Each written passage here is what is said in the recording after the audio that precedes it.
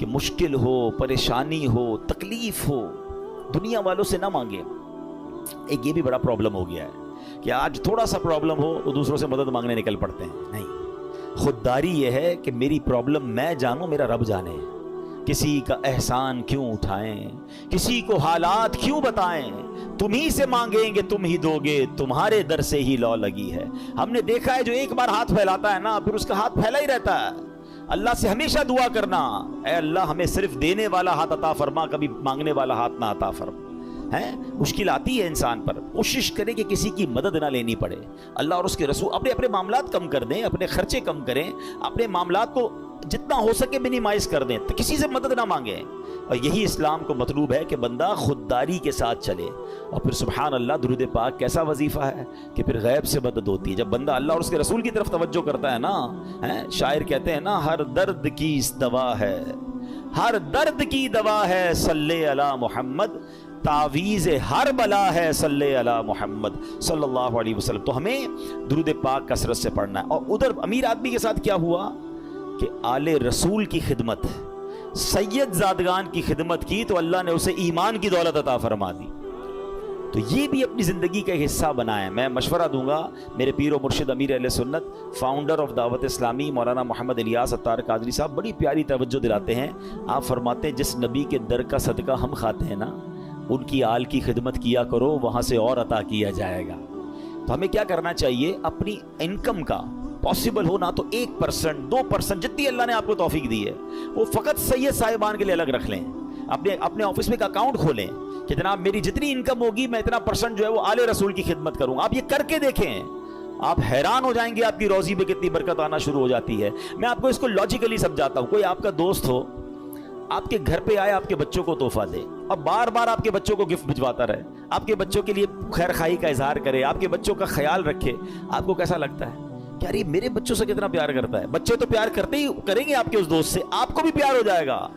مجھے بتائیں نا، کوئی امتی جب نبی پاک کے بچوں سے پیار کرے گا، آقا کی آل کی خدمت کرے گا، تو نبی پاک کو کتنا پیارا لگے گا وہ ہیں۔ پھر وہاں سے ایک نگاہ رحمت ہونی ہے نا۔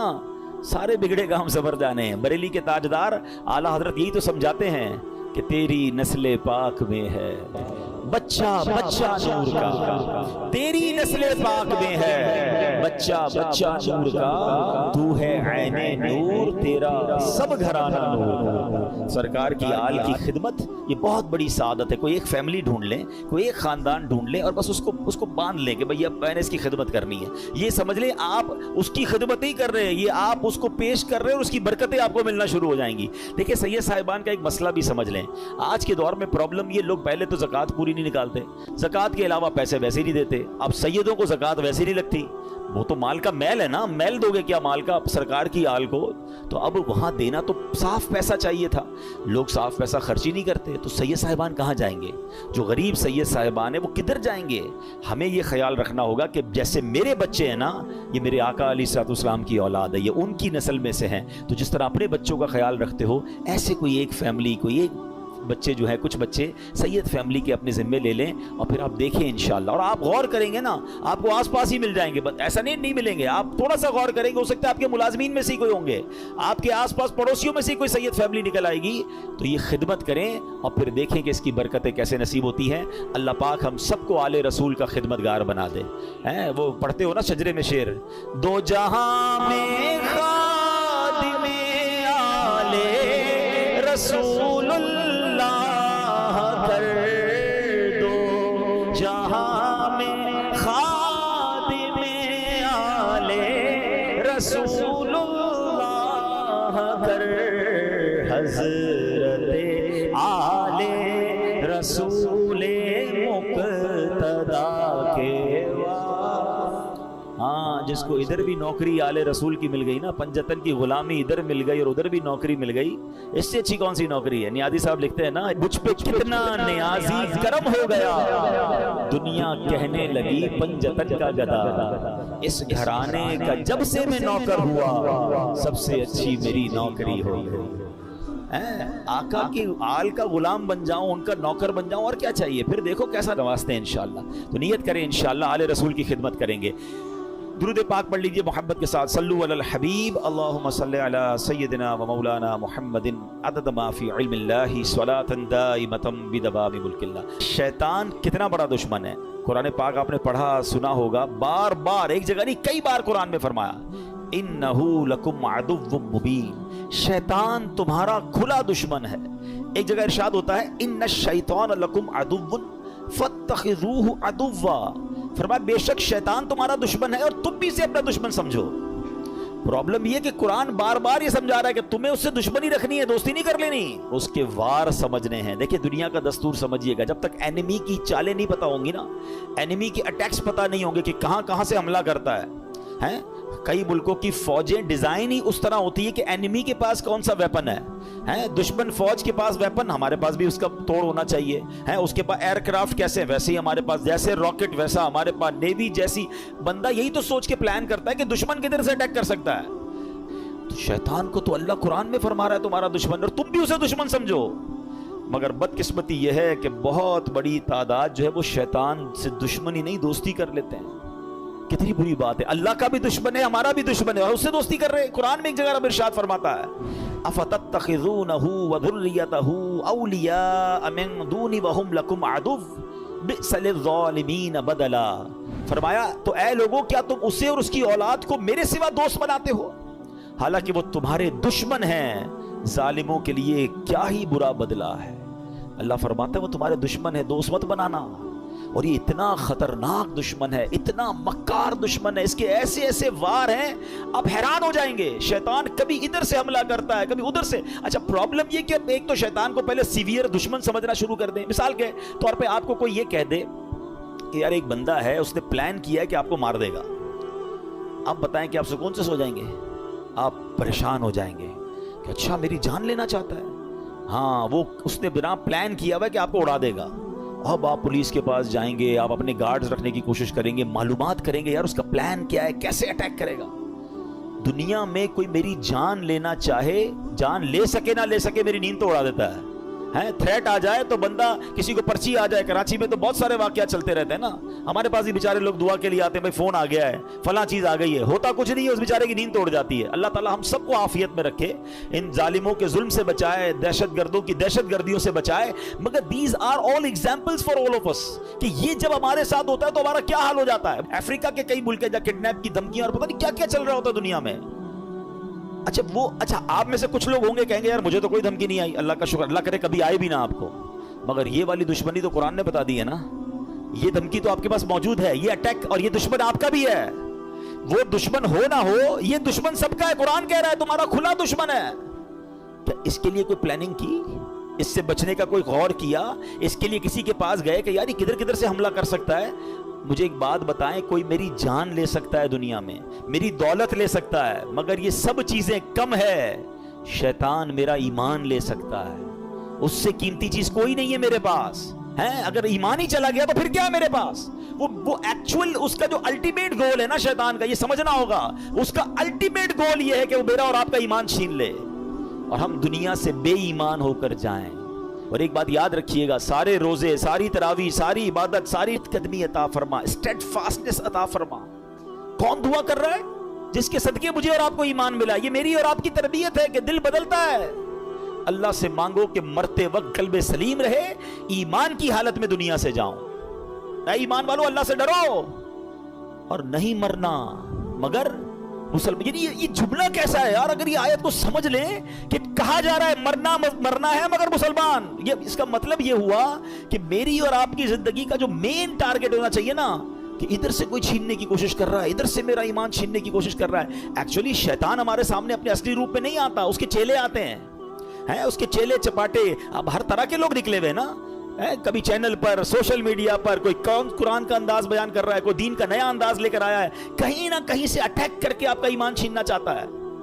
आला हजरत इमाम अहले सुन्नत ने 100 साल पहले कह दिया था, सूना जंगल रात अंधेरी, छाई बदली काली है, सोने वालों जागते रहियो, चोरों की रखवाली है। ये तो 100 साल पहले का था, अब तो कितने फितने हैं। पता है आला हजरत ने क्या कहा? आंख से काजल साफ चुरा लें या वो चोर बला के हैं, तेरी गठड़ी ताकी है और तूने नींद निकाली है। ہمیں پتہ ہی نہیں ہے، لوگ ہمارے ایمان کے پیچھے پڑے. ہم کہتے نہیں یار میں تو اس کی بھی سنتا ہوں، میں تو اس کی بھی سنتا ہوں، میں بد مذہبوں کے ساتھ بھی بیٹھتا ہوں، کچھ غیر مسلم دوست بھی بنائے ہوئے ہیں، میں سب کے ساتھ بیٹھتا ہوں. جناب نہیں، ایمان بچانا ہے تو ایسی محفلوں، ایسی گیدرنگز کو چھوڑنا ہوگا. سب کی نہیں سننی ہے. ہم اتنے مضبوط نہیں ہیں کسی کی سننے سے. آپ کو پتہ ہے نبی پاک علیہ الصلوۃ والسلام نے حضرت عمر فاروق رضی اللہ تعالیٰ کو تورات پڑھنے سے منع فرما دیا تھا. وہ کون ہے؟ حضرت عمر فاروق. اب بتائیے میری اور آپ کی کیا اوقات ہے؟ بندہ کہتا ہے میں ذرا دوسروں کی کتابیں بھی پڑھوں گا، دوسروں کے دلائل بھی سنوں گا. ارے پہلے مجھے اپنے دین کے بارے میں کچھ پتہ نہیں ہے اور میں چلا سب کی باتیں سننے. تو ایمان بچانا ہے تو اس کی فکر کرنی ہے. اچھا اب میں آپ کو شیطان کے کچھ واقعات کے ذریعے سمجھاتا ہوں کہ کیسا مکار ہے، کیسا گیم کرتا ہے. ایک کتابوں میں لکھا برسیسا نامی ایک شخص تھا اور بہت بڑا عبادت گزار تھا. اس بندے نے 200 سال اللہ کی عبادت کی اور ایک بھی گناہ نہیں کیا. اچھا اب ایسا کوئی نیک بندہ ہو تو شیطان کہاں چھوڑے گا اس کو؟ یہ میں ایک اور بات آپ کو بتا دوں کہ شیطان نیک آدمی پر زیادہ حملے کرتا ہے. یاد رکھیے گا، جو پہلے ہی کچھ نہیں کر رہا اس کو شیطان نے کہا تو ساڑھا ساتھی ہے، نہ نماز پڑھ رہا ہے، نہ روزے رکھ رہا ہے اور بدکاریاں کر رہا ہے، شراب پی رہا ہے. نہیں، اس کو لیے پرابلم ہے نیک آدمی جو نمازیں پڑھ رہا ہے، جو روزے رکھ رہا ہے، جو نیکی کی نیت کر بیٹھا ہے، جو علم دین سیکھ رہا ہے، وہ بے چین رہتا ہے اس کے بارے میں. تو آپ جتنا دین کی طرف آئے نا اب تیار ہو جائیں. He will attack you but انشاءاللہ اللہ کی رحمت سے ہم اپنے آپ کو بچائیں گے. انشاءاللہ ہماری کوئی اوقات نہیں، ہم اللہ سے ہی مدد مانگیں گے انشاءاللہ. اور مانگتے رہا کرو رب سے مدد. کہ اللہ شیطان کے مقابلے میں میری مدد فرما، مجھے طاقت دے، مجھے قوت دے اور اس مردود کے مقابلے میں مجھے کامیابی عطا فرما. ٹھیک ہے. بہرحال اب شیطان کی تو حالت خراب. 200 سال کوئی گناہ نہیں. شیطان پہنچ گیا اس کے پاس انسانی صورت میں اور جا کر کہتا ہے کہ مجھے آپ کے ساتھ عبادت کرنی ہے. اللہ کا نیک بندہ کہتا ہے مجھے اللہ کی عبادت میں کوئی دوست نہیں چاہیے، میں جانوں میرا رب جانے، مجھے کوئی نہیں چاہیے. اس کا ایک عبادت خانہ تھا، وہ اس پہ عبادت کرتا تھا. اس نے شیطان کو انٹری نہیں دی. اس مردود نے کیا کیا تھا انسانی صورت میں، اسی نیک آدمی کے گھر کے باہر بیٹھ کر عبادت شروع کر دی ڈھونگ کے لحاظ میں. اب وہ کھڑکی سے دیکھتے پورا دن ہو گیا، رات ہو گئی، یہ عبادت کیے جا رہا ہے. 1 دن 2 دن 3 دن نہ کھانا نہ پینا نہ سونا. برسیسا حیران کہ یار میں 200 سال سے عبادت کر رہا ہوں، مجھے بھوک بھی لگتی ہے، مجھے نیند بھی آتی ہے، نہ اس کو نیند آ رہی ہے نہ اس کو کھانے کی ضرورت ہے. دروازہ کھول کے کہا بھائی یہ تو بتاؤ تو ہے. میں پھر چونک جاتا ہوں، پھر خوف خدا طاری ہوتا ہے، میں جاگتا ہوں، بھوک لگتی ہے، پھر وہ گناہ یاد آتا ہے. آپ کا پرابلم ہی آپ نے کوئی گناہ نہیں کیا ہے. اب دیکھو شیطان کا وار.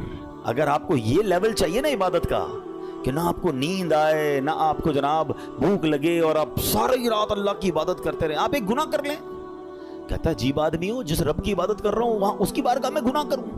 کہ پھر نہیں ملے گی ایسی پھر آپ کو لذت نہیں ملے گی. اب دیکھیں کیسا خطرناک وار ہے. برسیسا کہتا ہے اچھا پھر مشورہ دو کون سا گناہ کروں.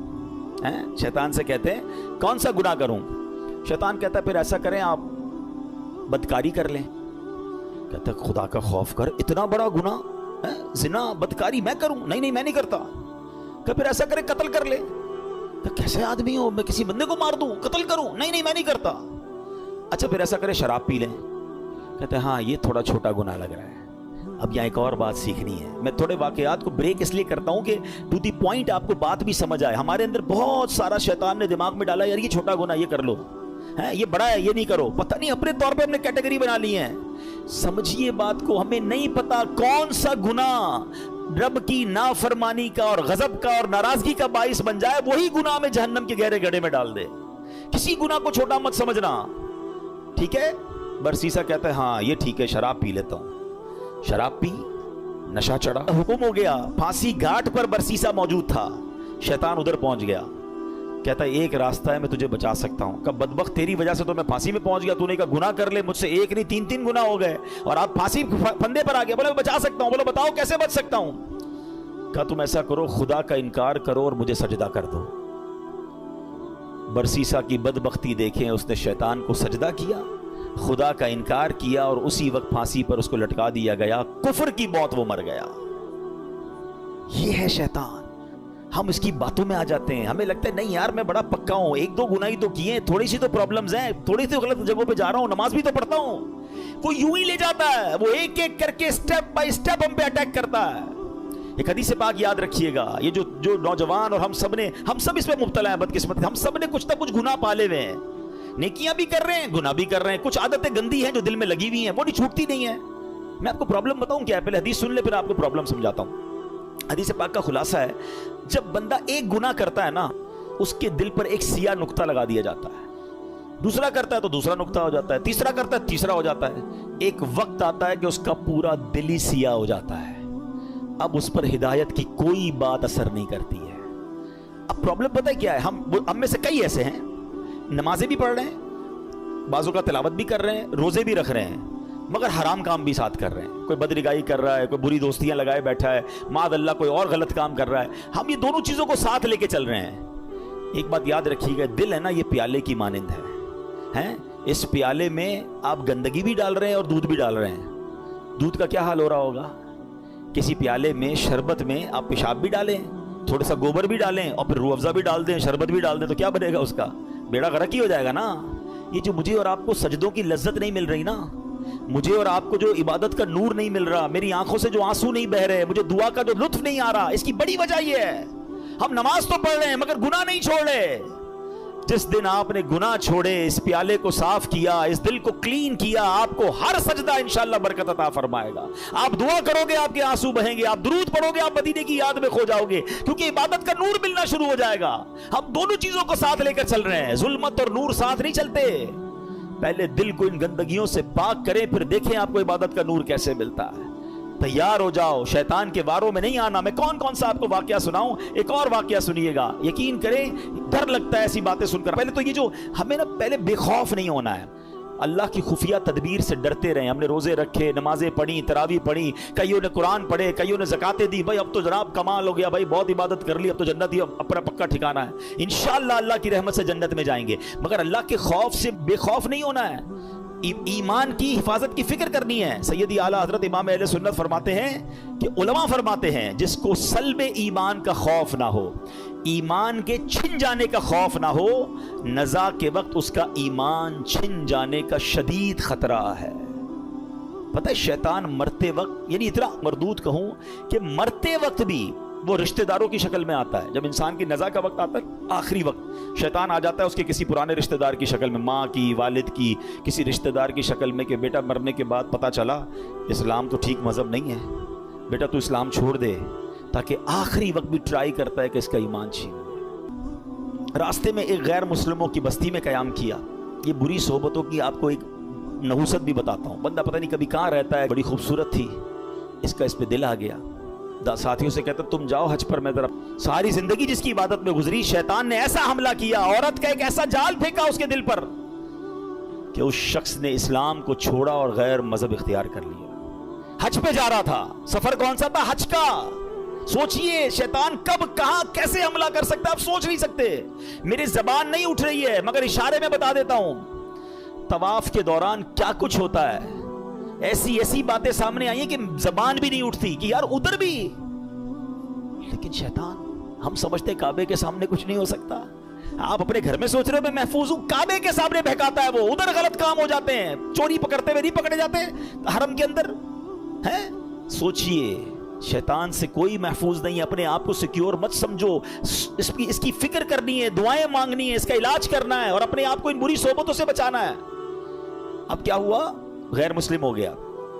थोड़े अरसे के बाद इस बंदे का उसी मजहब पे विसाल हो गया, यानी कुफर पर ही मर गया। वो जो दोस्त थे ना हज पर गए थे, कुछ अरसे बाद उस बस्ती में आए कि यार पूछे तो सही दोस्त किधर है। किसी ने बताया उसने तो मजहब भी बदल लिया और उसी मजहब पर, कुफर पर उसकी मौत भी हो गई। कहा यार कब्र ही बता दो। कब्र पे गए तो उस कब्र के किनारे एक औरत 2 बच्चों के साथ बैठी रो रही। औरत से पूछा तुम कौन हो? कहा मैं इसकी बीवी हूँ जिसकी वजह से इसने मेरा मजहब इख्तियार किया। दोस्त रोने लगे और उस औरत को बताया कि पता ही हमारा दोस्त कैसा था, कितनी इबादत करता था, कितने रोजे रखता था, बहुत अल्लाह का नेक बंदा था, और देखो उस बेचारे का, उसके साथ हुआ क्या कि ईमान ही चला गया। औरत ने जब ये सुना कि मेरा शौहर इतना नेक था, उसके दिल में इस्लाम की मोहब्बत आई। वो औरत कलमा पढ़कर मुसलमान हो गई। हाय हाय हाय, इस वाक़े को लिखकर जो उलमा ने बातें लिखी है ना, रोंगटे खड़े हो जाते कि ये है अल्लाह की खुफिया तदबीर। वो जिस औरत के लिए गैर मुस्लिम हुआ, वो गैर मुस्लिम की मौत मरा और उसके मरने के बाद अल्लाह ने इस औरत को ईमान की दौलत अता फरमा दी। یہ اللہ پاک کے فیصلے ہیں. اللہ کی خفیہ تدبیر سے ڈرو. اپنے ایمان کی فکر کرنی ہے, شیطان کے واروں سے بچنے کا ذہن بنانا ہے. اللہ کرے آج کے اس بیان میں ہم یہ سمجھ جائیں اور پریپیئر ہو جائیں کہ رمضان کے بعد ہمیں اس مردود کی بات نہیں ماننی ہے. ایک بزرگ کے بارے میں آتا ہے, بڑا کمال کا انہوں نے سوال کیا. ایک بار نیک آدمی کی شیطان سے ملاقات ہو گئی. انہوں نے شیطان سے کہا کہ اے ابلیس بتا میں تیرے جیسا کیسے بن سکتا ہوں. Very strange question. ابلیس کہتا ہے پوری دنیا میں آج تک کبھی مجھ سے کسی نے ایسا سوال نہیں کیا, میرے جیسا کون بننا چاہتا ہے, کہ بس تو بتا دے تیرے جیسا بننے کا طریقہ کیا ہے. ابلیس تو خوش ہو گیا, چلو ایک دوسرا پارٹنر ملا, بھائی کوئی تو ہے جو میرے جیسا بننا چاہتا ہے. کہ بہت آسان ہے میرے جیسا بننا. آپ دو کام کر لیں کہ آپ نمازوں میں سستی کریں اور جھوٹی ہو یا سچی بس زیادہ قسمیں کھایا کریں. وہ نیک شخص پتہ کیا کہتا ہے, میں اللہ تعالیٰ سے وعدہ کرتا ہوں زندگی میں آئندہ کبھی یہ دو کام نہیں کروں گا. شیطان کہتا ہے آپ نے دھوکہ دیا مجھ سے میرا راز لے لیا. میں بھی وعدہ کرتا ہوں کہ آئندہ کبھی کسی کو نصیحت والی بات نہیں بتاؤں گا. مگر what we get from that incident, یہ دو باتیں بڑی خطرناک ہیں. نمازوں میں سستی اور یہ بات بات پر قسمیں کھانا. کچھ لوگوں کا تو تقیہ کلام ہے, اللہ کی قسم, رسول کی قسم. ارے بھائی تم سے قسمیں کس نے بولا ہے؟ ہر بات میں قسم کھانی ہے. سودا بیچنا ہے تو قسم, کیوں قسمیں کھانی ہے؟ پلیز قسموں کی عادت ختم کریں. یہ سودا بک تو جاتا ہے قسمیں کھا کے, برکت اڑ جاتی ہے. لیکن پہلی بات زیادہ سیویئر ہے نا, نمازوں میں سستی. ہم زبان سے نہیں کہتے مگر ہم زبان حال سے پریکٹیکلی کیا میسج دے رہے ہوتے ہیں کہ اے شیطان جب تک تو بند تھا نا تب تک ہم اللہ کے بندے تھے, تب تک مسجدوں میں جاتے رہے. اب جب تیری باری ختم, اب تو چھوٹ کے آئے گا تو ہم اب تیری بات مانیں گے. کیا اس بار بھی ایسا پیغام دو گے؟ نیت کر لیں انشاءاللہ کچھ بھی ہو جائے اس بار مسجد چھوڑ کے نہیں جائیں گے انشاءاللہ. نمازوں کی پابندی کریں گے. یہ